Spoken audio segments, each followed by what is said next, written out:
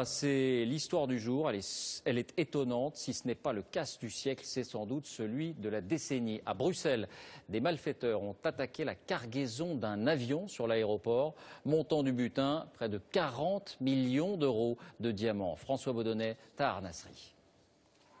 Une carcasse calcinée retrouvée à 20 km de l'aéroport.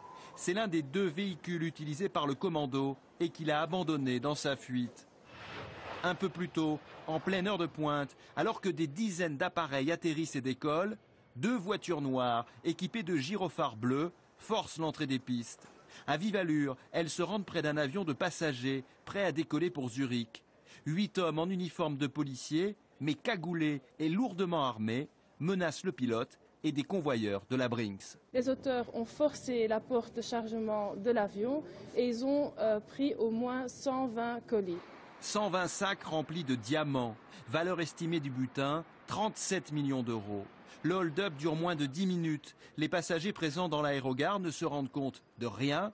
Les malfaiteurs prennent la fuite sans avoir tiré un seul coup de feu. C'était un hold-up vraiment en style Hollywood, très méticuleusement organisé, exécuté d'une façon presque militaire, des gens bien informés qui savaient exactement ce qu'ils faisaient. Ce soir, les enquêteurs travaillent sur la piste d'une complicité à l'intérieur de l'aéroport, complicité au sein de la société de transport de fonds. C'est l'une des pistes sérieuses qui expliquerait un braquage si bien organisé.